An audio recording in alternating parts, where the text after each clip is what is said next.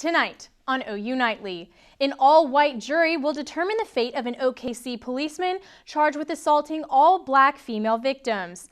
Prosecutors charge murder in the Stillwater homecoming tragedy, and in some parts of Oklahoma, fall is the most beautiful time of the year. This is OU Nightly.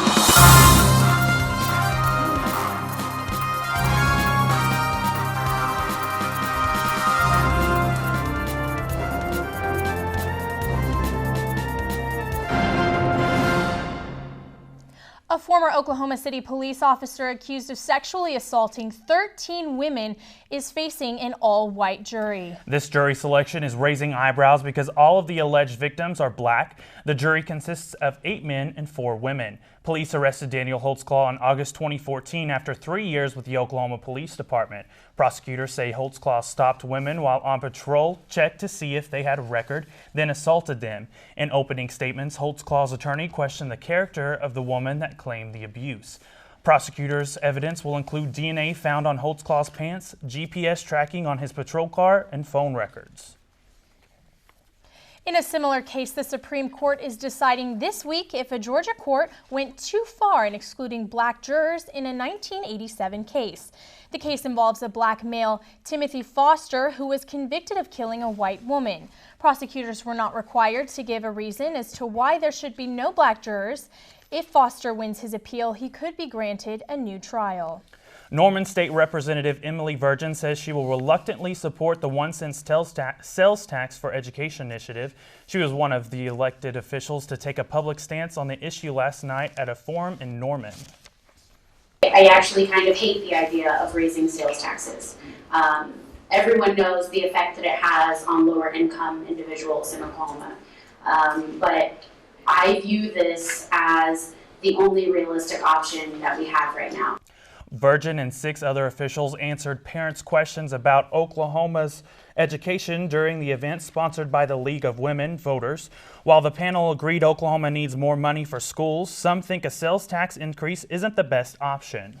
I agree that we need to do something. We need to do it right now. However, I find it troubling that a sales tax taxes 100% of the income of a lower income person who has to spend locally and has to spend it on food and necessities. The difference between Virgin and Sexton illustrates the struggle facing many in Oklahoma over whether to support the controversial education tax proposal. Prosecutors in Stillwater filed second-degree murder charges against Adesha Chamber, the driver of the car that plowed through the OSU homecoming parade. She faces 4 counts of second-degree murder and 46 counts of assault and battery by means of force likely to produce death. The 25-year-old is accused of intentionally driving through police barricades and into a crowd where 4 people were killed and 46 others were injured.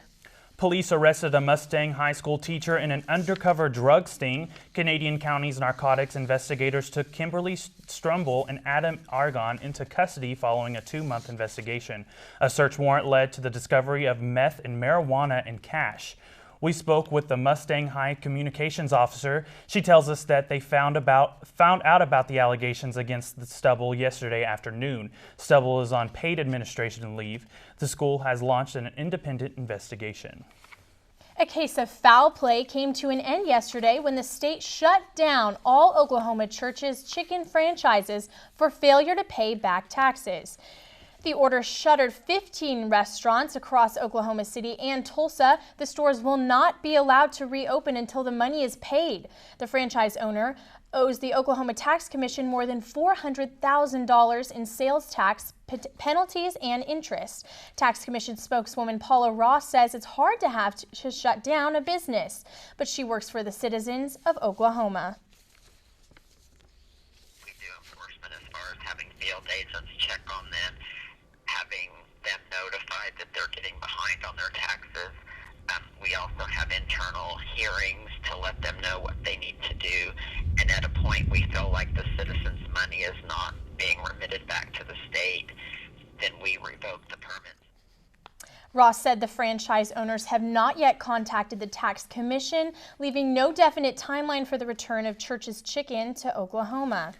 Just look around your neighborhood and it's easy to see. The fall foliage season is beginning to peak across the Sooner State. But take a look at southeast Oklahoma's famed Talamina National Scenic Byway, and it will take your breath away. The beauty of Talamina is but one of many places in our state where fall foliage is on display in full glory, and the show will go on for the next week or two.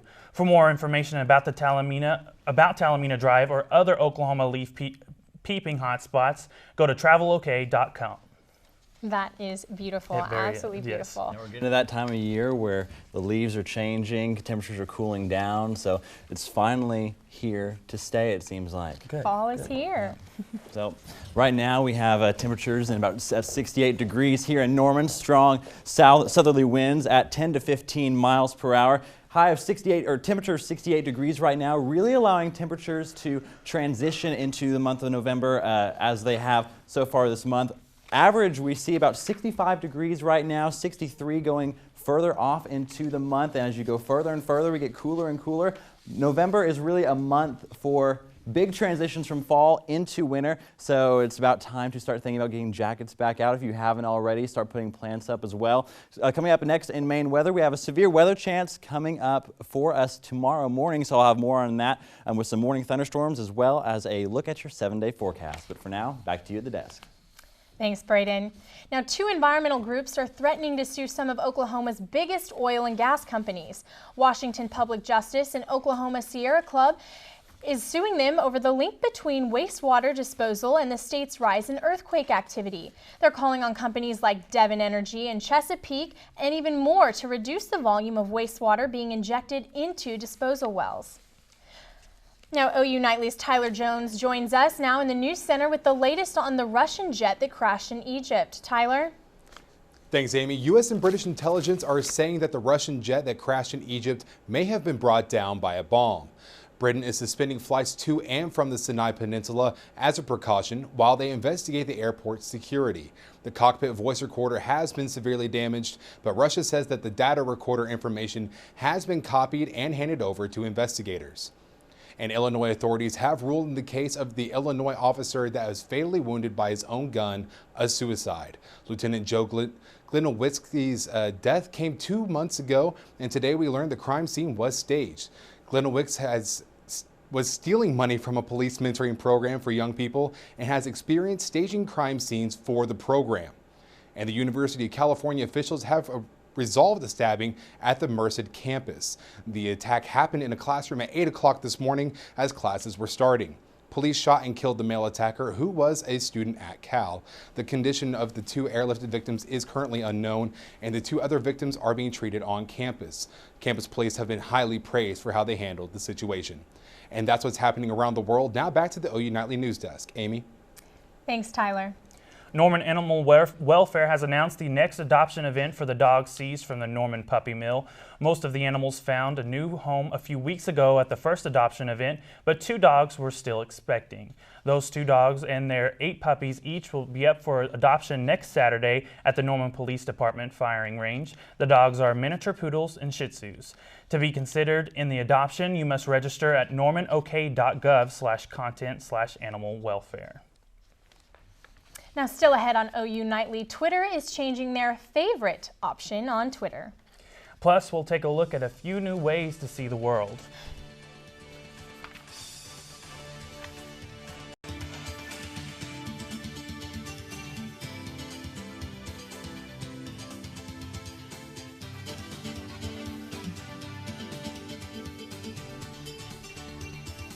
Eric Payne joins us now with the latest in the tech world. Now, Eric, drones could soon be seeking out citizens, right? That's right, and it's not as sinister as it might sound. Google X is planning to launch its system of delivery drones within the next 2 years. Project Wing, similar to Amazon Prime Air, aims to deliver your packages within 30 minutes. Google and Amazon both face regulatory obstacles in the U.S. for drone delivery programs. Amazon has called on regulators to act faster, proposing that a specific airspace be designated for commercial drones. And save your hard-earned dollars by using your voice. To increase security measures, financial institutions are using voice biometrics to prevent fraud from internet scammers. NICE systems can record conversations, then analyze and convert the voice into a voice print to be filed for the next time the same person calls. And this week, NASA is celebrating 15 momentous years of humans working on board the International Space Station. On November 2nd, 2000, a Russian rocket docked at the station, dropping off 1 American astronaut and 2 Russian cosmonauts. Since that moment, the ISS has been manned continuously. Hundreds of experiments have been carried out over the past decade and a half. Technological innovations including filtration systems, compact ultrasound devices, and robotic arms are now helping people here on Earth. And there's a new wave of technology that could change the way we capture moments. This week on Tech Talk, OU Nightly's Hunter McKee shows us what our future might look like. At Trifecta Communications, they're finding ways for people to see the world in a new way. From handheld devices to headgear to goggles. We believe that it's going to change the way we interact with information in a very fundamental way. These devices focus on 2 different types of reality, augmented and virtual. Augmented reality can take an object and create additional information placed on top of it. Overlays information over the real world, so you can see the environment. And with virtual reality, it takes you to a different place where you can see all around you like you're really there. Covers your eyes and isolates your eyes from the world. With virtual reality like this Google Cardboard, it will mentally transport me from our world to this one and then back home. What we believe is going to happen with virtual reality and augmented reality is it's going to take mobile informational processing by individuals to the next step. Trifecta predicts that this technology could become a part of our everyday life. I think it'll be an accepted way of technology, just like smartphones and tablets by 2025. In our reality or another, this technology gives people options to see life through a different perspective and have more information available right before their eyes.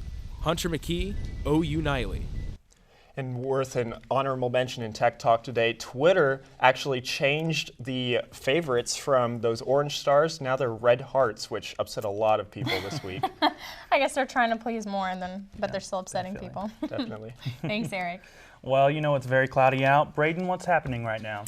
Well, guys, right now temperatures are in the 60s, 68 degrees in Norman, 70 in Enid. But a blanket of clouds kept temperatures cool today ahead of a cold front that'll bring storms tomorrow. I'll tell you what you can expect next.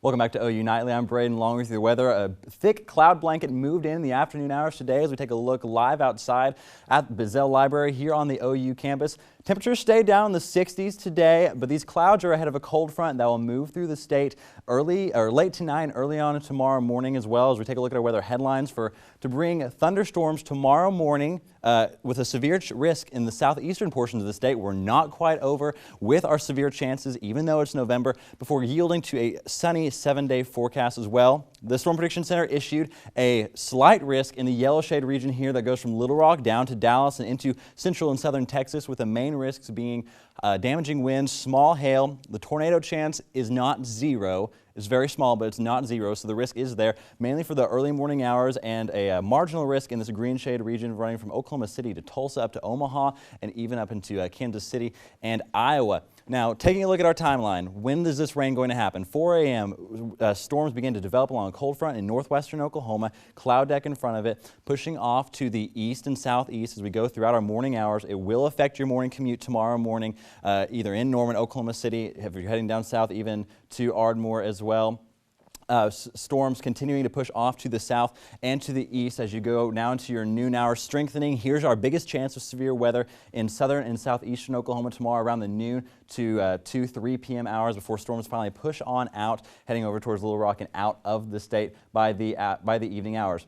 Highest chance in the morning hours in the southern and southwestern portions of the state. Northern Oklahoma not expecting much rain tomorrow, 90–80%, but as you go on throughout the day tomorrow into those noon and afternoon hours, slight chance here in Norman, but really the biggest chance being in southeastern Oklahoma. How much rain are we going to get? not that much. The models are doing a pretty good job of actually picking up snow in Denver and up into Nebraska. But here for rainfall totals in Oklahoma, about a trace to ½ inch in most places. Locally heavier totals possible, upwards of an inch, especially in southeastern Oklahoma. Lows tonight across the state, 60s for the most part. Cool front will begin to impact Guymon in the late hours tonight. 57 for your low out there, 65 in Ardmore. As you have the door in the morning, 7 a.m. Thunderstorms for your morning commute, 63 degrees at 7 a.m., 72 by 4 p.m. with partly cloudy skies clearing throughout the day. Highs in the 70s across the state with the exception of southeastern and northwestern Oklahoma. And taking a look at your 7-day forecast, 64 on Friday, 63 on Saturday, really cooling down as we go into the weekend and early in the next work week before we warm up for a little bit above average temperatures for Monday or for Tuesday and into Wednesday. Hey, no complaints from me. I love the cooler weather. Yeah, but 60s, 70s, can't complain. Thanks, Brayden. Well, with those fall temperatures, it does mean it's basketball season. Haley, what do you have for us? That's right, Dylan. OU women's basketball is back in action tonight, and we're talking how OU defense is preparing for an Iowa State rushing attack. Sports is straight ahead. Welcome back. This is Wednesday's OU Nightly Sports. I'm Haley Huey. The Sooners are set to take on Iowa State this Saturday, and the defense is coming off a great weekend and are now ranked the #1 defense in the Big 12. Last Saturday was a good game for the defense. They held the Jayhawks to less rushing yards, 35, than carries, 36, and this is mostly thanks to the sacks we had throughout the game. They'll face a tough challenge in Cyclone freshman running back Mike Warren, who leads all freshmen nationally with 954 yards. The defense this week is focusing on not giving up the big plays. A little bit of both, obviously we take pride in not giving up the big play or just not getting beat, with the deep balls, or the coverage bust and whatnot. And that comes a lot from us playing well as well as just having great communication and all being on the same page and doing our job, if if everyone's taking care of their own business and not trying to play the entire field, then that stuff doesn't happen. The first college football playoff rankings were released, and big surprise here, no Big 12 team is to be found in the top 4. Clemson sits at #1 alongside LSU at 2, defending champ Ohio State at 3. Then biggest surprise, Alabama takes the final spot with a loss over unbeaten teams like Baylor, TCU, and Michigan State. OU women's basketball begins tonight at home in an exposition game against Southwestern Oklahoma State. The Sooners are ranked 17th going into head coach Sherry Cole's 20th season. They're counting on the chemistry between the returning starters to lead them. We got a lot of the same people coming back, and I feel like we're even going to be better than last year. And I'm just the bond that we have, and I think we're going to surprise some people, and I'm really confident about this year.